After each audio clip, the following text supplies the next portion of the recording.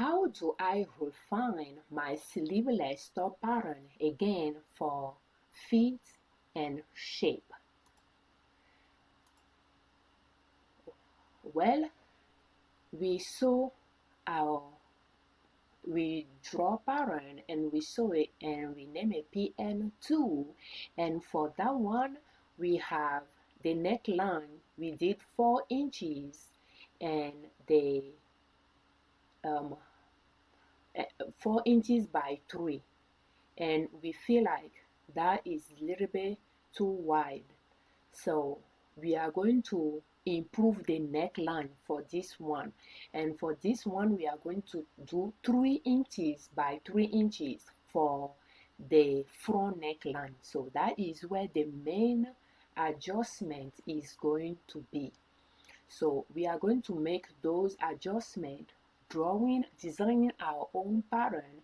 We are going to make those adjustments in an incremental basis, one small change at a time, so that we can see the impact on it. Because if we make a big change right away, we may not know what we need to change, what we didn't need to change. At least that's the way I'm viewing it, although I do that sometimes. But here we are tackling it a little at a time, knowing that the pattern can be better. So, and when we are looking at this, we are drawing the back, and I'm connecting those points. So, and I can have 2 ways of connecting that. One, from the waist will go to the tummy, and from there we'll go to the waist, or from the we'll go to the hip, or from there I'll go straight to the hip as well. Something to consider though, I'm a pear shape and my waist is higher up, a few inches below my full bust, but I have tummy. So therefore I like to take into consideration my tummy size is now where my waist is, but I like to figure that, put that in my pattern. A general pattern will put your waist at your belly button area, but because my waist is high, I have my waist on the pattern and I have my tummy on the pattern, so that the fabric is not too tight around my tummy, exposing my tummy. So I have my tummy there, and right now I'm tracing it from my tummy and straight to the, like from the waist, passing by the tummy where it goes to the hip. It passed the hip measurement, so I extend the hip measurement a little bit to cross it, and then I'm going straight, like 1 inch above the hip. I ended there, and then I went straight from there to the hip. So that is 1 inch before my hip level, and that is that one way. From the waist, passing by the belly button, I go to wherever it goes at the bottom, and then I extended my 1 inch above the hip to meet it, and I drew it. So I'm trying to have like a rectangular, no, a kind of angle, straight angle there, but I'm going to be connected to there. So that one is the second version. So the second version is pretty much from the tummy to my original hip level, and now my hip, I'm doing straight line to that 1 inch above it, because from whether the waist or the belly button is going to that 1 inch above the hip level, is not going to be a straight angle. So I'm drawing my hip, which is 1 inch below, to be straight, connecting with that line right above it. But and so yeah, so I have those two. Yeah, I have those 2 options: from the belly straight to my hip, or from the waist reaching the belly, and from the belly straight to my hip, or from the waist touching the belly and go all the way. Wherever it touches, it's going to be a little bit past my hip level, and I'm going to extend my hip level to connect it. So now I'm working on the drop shoulder, the shoulder drop. To do that, I like to go from the waist, like measure from the front or the back, because you are working on the back.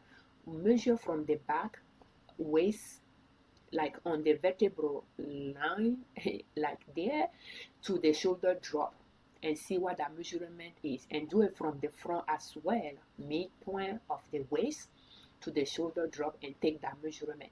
So and then I will trace that oblique line from waist to connect to that line that went from the neckline to the upper bust, and that will give me that shoulder drop, and then I can connect that shoulder drop to my neckline. That will determine my seam, my shoulder seam, and that's what I just traced.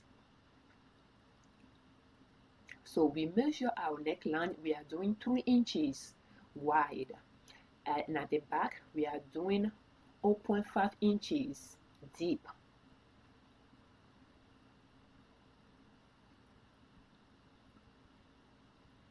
And I like to write on the pattern as well.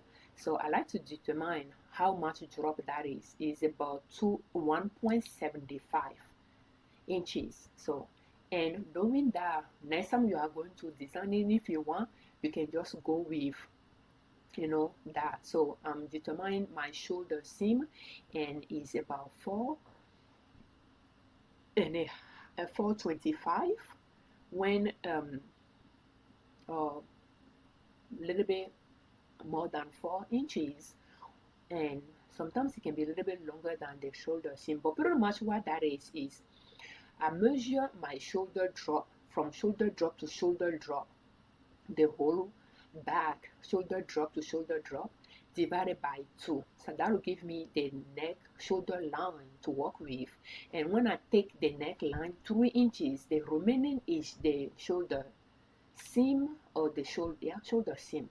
So when I design my oblique shoulder seam from the shoulder drop to the neckline, I can measure it to see if it's more than the shoulder seam calculated. So now I'm finding the midpoint from the shoulder drop to the upper bust, where the armhole is going to end, to see the midpoint. And that midpoint, I think I'm taking 0.25 inches inward, and from there I'm going to just trace a straight line from that shoulder drop to that midpoint, and from there I'm going to use my hand and curl the neckline, the armhole line, and trying to be a little bit straight around the tip of the upper bust, and curve the rest. So touch a little bit there and make a little bit straight line there with that horizontal line that is reaching. You see, I'm trying to come in a little bit, and then before the end of the upper bust. So, and I'm just going to use that ice cream bucket lid. Is my circle tool, oatmeal lid, my work tool, if it's wide enough to do that. And when I'm drawing my circle, I like that to connect it with that horizontal line toward the center back.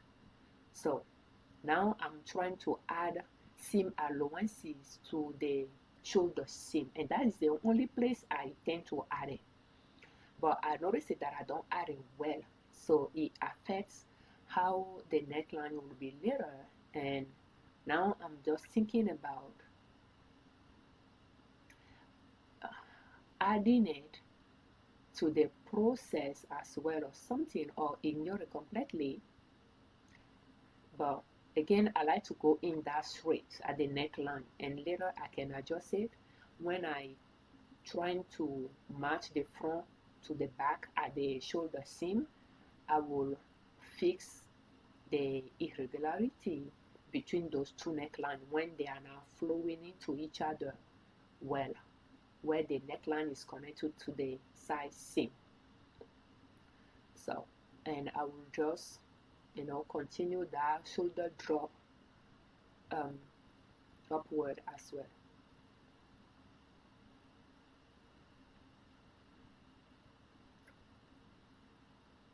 And I like to take note, put note on my pattern, so that next time I'm going to design it, if I like that pattern, I have note on it. If I want to reduplicate it, I can use that note to reduplicate it.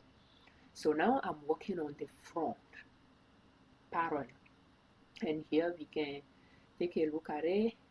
So that will be the upper bust. So the upper bust here is 9 inches from the high shoulder, or 2 inches, but anyway, is I tend to measure it from my upper bust, from my full bust. So I'll have my full bust there, and then I'll measure it up and have that. So this one is 9.5 inches from the high shoulder.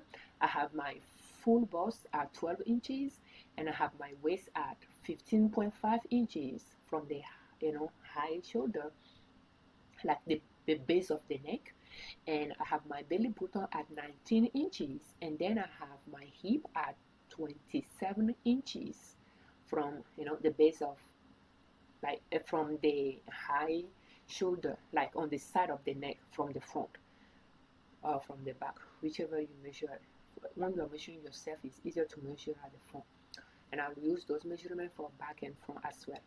So I have my circumferences around my body divided by 4 times divided by 4 that I'm using for the back and from the front, and the front, but I add 1 inch ease and 0.5 seam allowances to each one of those lines, from upper bust to full bust to tummy to hip. When it comes to my waist, it is the same thing, but I like to use my full bust minus 0.5 for my waist, which coincide with my calculation as well, but I like to use that formula instead. And the reason behind it is, just in case my waist is smaller, I just want to make sure I only take in about 0.5 inches there compared to the full bust, because the top does not have a lot of opening and is going through the head all the way down. So the waist is going to go through the shoulder, through the head, through the shoulder, through the full bust before coming to the waist level. We do not want that area to be too small. So I just like to have a little bit in compared to my full bust, and being wider at my hip is 42 inches and my full bust is 32 inches, 10 inches difference, and my waist is 30 inches, my belly is 35 inches. So being wide at the bottom automatically make the waist pop up like if it's small, even though it's not much difference between my waist and my full bust. They are just 2 inches apart. My bottom, my hip is wider. It makes my weight cinch in just with those 0.5 inches, that I do there compared to the full bust. So I'm doing 2 versions here. First, from the waist to the full bust, from the waist to the belly button, and from there connected to my hip measurement, that 42 divided by 4 plus 1 allowances, ease, and 0.5 seam allowances, which is 12 inches. The second option is from the waist to the belly button and continue down. It's going to go past my original hip, and I can extend my hip to connect it. So I have both, and both, when you design with both, it will give you a little bit difference in the outfit.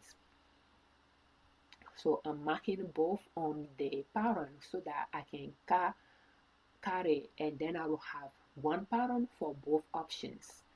And I try to make the wide for my hip. I like to start from my waist, not from my bust, so that again my outfit is shaping me at the waist area, not just being big from the waist, from the upper bust. So that is the design that I use. Now I'm working on the neckline.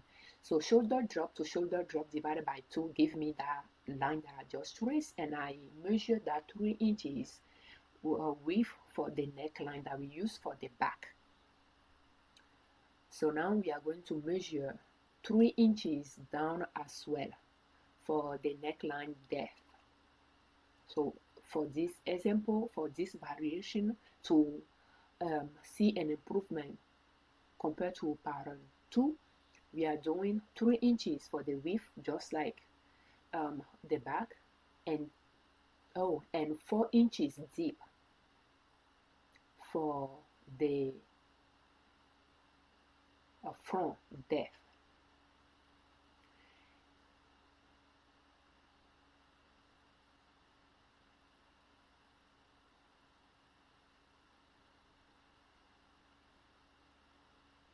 Oh, and I think pattern 2, we did 3 inches by 3 inches, and it was a little bit like a choker.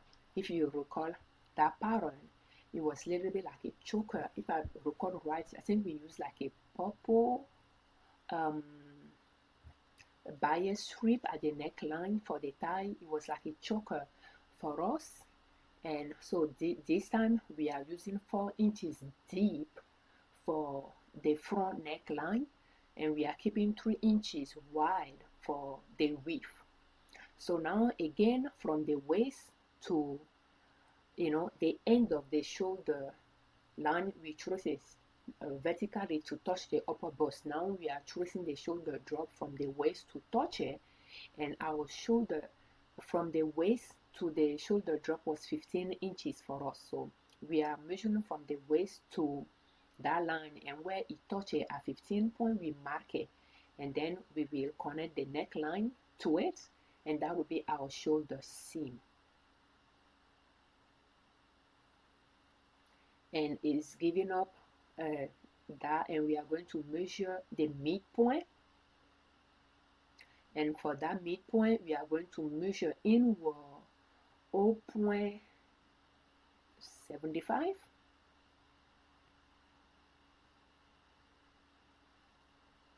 and it's going to be a right angle there. Yep, 0.75 inward, and I like to mark it there too because sometimes I forget. I noticed that I look at a pattern, a book here, I think they use 0.5 for the back, but I use 0.25 for the back, and I use 0.75 for the front, and I just connect a straight line from the shoulder drop to that line, and then I'm drawing my curve from there to the upper bust where the armhole is going to be. I noticed that for my sleeveless, armhole going to the upper bust works great. You just need to figure out what that upper bust is. You can measure from, I don't know, in another book they say to measure from your armpit down 1 inches, and measure from the nape, the back of your neck, the nape, like that bone, vertebral bone at the neck, to that liver at the back. Well, it's kind of hard to do it by yourself, though. Somebody needs to do that for you. But as for me, it's just by trying. I like to measure from my full bust up and just see where I want my armhole to be, and I will just say that is where my upper bust is. So I find my sleeveless to be, above my full bust area. And for this design is what the full bust is at 12 inches, and my upper bust is 9.5 inches. So that means it's like 1.5 inches above it. Do the calculation there. So now I'm adding 0.5 seam allowances. Let's do 12 minus 9.5. Yeah, it's 2.5 difference between the two. You can just play with that number. You can do 1.75 inches between the two and see. But again, my full bust is lower. Again, because I'm designing for outfits, I don't wear bra. I wear cami, but I don't wear bra, so my full bust is lower. And but if you are wearing bra, your full bust will be higher, and you can work with that. So that is my front design, and now I'm connecting the back to it. You have to flip one. So I have my back, and then I flip the front to connect it to it, and you see how they meet. Yeah, it's now flowing well. So therefore I'm going to put my ice cream container back there and trying to make that area to be more like a cycle a cycle, and go from there. So it's giving me that, and I'm just going to make sure I'm okay with it, and I'm going to cut it. But I'm doing it multiple ways so that I make sure I don't over cut into it. It just make it easier to sew as well. And I noticed that when I do that, it's not going to pop up on around my neck area, lifting up there, but it will mold against my skin there. I think that's just my personal experience there. So trying to determine if that's the good choice before I make that cut, so that I don't cut too much into it.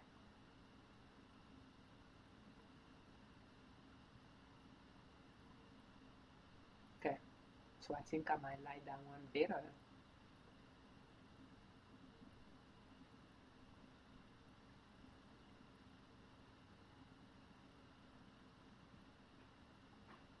But I think that 0.5 inches that I tend to add at the top tend to create that issue.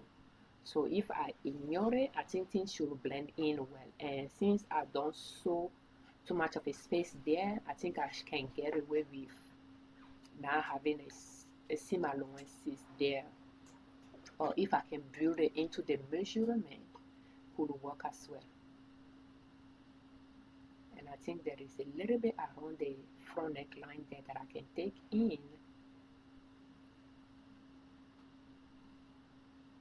Is blending in a little bit better, but there is still a little bit there that I could take in.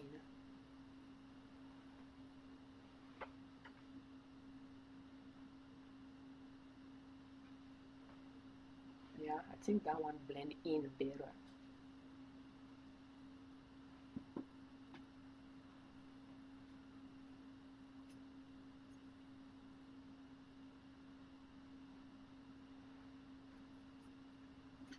And we can take a leap of faith and cut that portion off as well.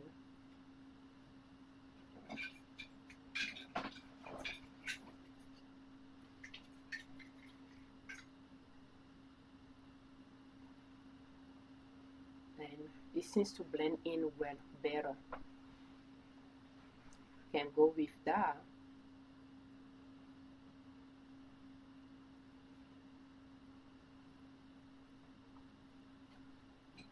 And now that's our neckline line up.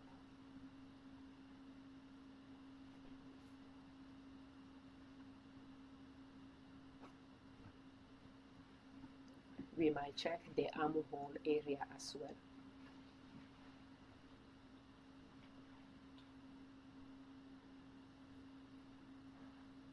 So connecting both, our armhole seems to be okay. And I didn't build side seam allowances there.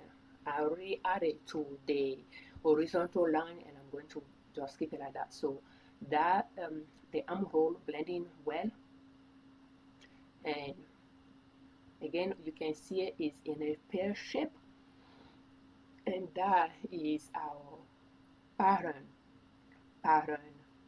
3. And in the next video we will sew it a sample to see how that fit us. That's how we design our pattern, and that our sleeveless top pattern, and that is how we, in fact, it's a blouse. It's sleeveless blouse in some way. So, but I don't know, how do you call it? Is it a blouse, or we have it all the way to the hip? Is it a blouse? Is it a sleeveless top? How will you call it? So now we are choosing the fabric here. I think that blue will work great though. I think I will record a video to talk about fabric a little bit, but here the fabrics that we have, those are quilting cotton or printed fabric, woven fabric, 100% cotton that we sew to sell, and we are going to choose what we are going to use there. And here again, I'm choosing what I'm going to use, and I like that blue that I first picked. What do you think? And I use AI to determine my season color, and it said that I'm autumn, deep autumn. What do you think? And I think it could be right. They say that I'm warm, and again, I know that I have a yellow or golden undertone and green vein, and those are undertone things, and have brown eyes, black and white hair, gray hair. But I think my hair with my skin, there is kind of medium contrast there, and I'm warm skin, therefore I'm autumn. So compare autumn to spring, they both are warm season, and but a spring is bright, pale bright, and autumn is warm, deep, and summer and winter are cold season, with summer being muted with gray and winter being bright, deep. But I'm more drawn to winter color. And when you are wearing something that is not your season, I think the attention will be on the fabric rather than you. And I'm okay with it, because again, as an introvert, I prefer to draw the attention to my fabric rather than myself. But I'm naturally drawn to winter color. So the way I view it is I will use both. Knowing that I'm autumn, I will use both. If I like a winter color, I will use it. And I think those two in my hand are winter colors. Winter would be a bright colors, and black and white, white, yeah, black and white, and that polka dot red and white would be more winter. And I think this will be spring, is aqua with white in it, will be more spring, but I like it as well. So I'm not usually into pale color, but more bright colors when it comes to green and blue. But they are not my color, season color, but I like them. So therefore I don't mind using them, but that's just my opinion. Also, for my pants, I like to have deep, a darker solid color at the bottom and prints at the top. So I'm building my wardrobe for work, and I'm taking all those into consideration, so that one pant can work with multiple tops and one top can work with multiple pants. Make it easy to put clothes on. So I'm measuring those and to see if that fabric will work. Again, so that the outfit is not boxy, I'm going to cut it in bias. So and therefore I'm trying to measure to see if I have a good way to do it. So here I'm doing it two ways. If I want true bias, and I fold it all the way to match the selvage at the bottom, you notice that I'll have excess, and that excess I can turn it into bias strip. That's one way to view it. That's why I put that black ruler there, because I can cut it like that, and that triangle remaining would be a bias strip. I will cut it into bias strip. Alternatively, I can fold it just to have enough for the pattern, and I will have some excess fabric left, and you know, that is the option that I went with, so that I don't cut much into the fabric. So what do you think about this fabric? It's aqua with white in it, and I really like it. So I'm cutting the fabric away, and I'll just go straight so that I have that rectangle separately to work with, and then I will have another rectangle I can put on the side, that length that I'm going to cut off now. As well, I can fold those and put them away. And something I like to do, people do fabric swap. The way I'm doing mine, in fact, I'm not doing mine, but I'm collecting the fabric for it, is I'll measure 6 inches by the width of the fabric. I'll cut it, and then I'll fold and put it away, so that later I can put a small cardboard box in it, in the middle, and fold it around it. That way my fabric swap will be wide, just like what I have in my hand right now. There type of things are wider because the width will be longer. But I can, when I'm feeling those fabric, I have a good surface to work with, and I can use it against skins to compare, to determine color, skin color as well, that the fabric can work with. I have a good surface of fabric to work with. So this conclude, how we design we revise or refine our sleeveless top pattern. Thank you for watching our videos. We thank you very much for your time. Thank you for all of your comments, and we thank you very much for subscribing to our channel. On our channel and on our blog, we share different ways to save money and different ways to make money to reach your financial independence, where you do not depend on an employer to provide for your family. And sewing your own clothes and your children's clothes is one way to save money. At least that is the goal. But that is one of the goals. And where, clothes that fit you and are in the fiber that you like to wear. In my instance, I like natural fiber. So therefore, finding those top in 100% cotton is rare. A lot of times they are more polyester or a sort of blend, and more pricey as well. So sewing your own over time, the goal is to keep expenses low. But again, I have business, so I could either teach how to sew, and I can sew certain things to sell, and with our business we sew home and living product to sell.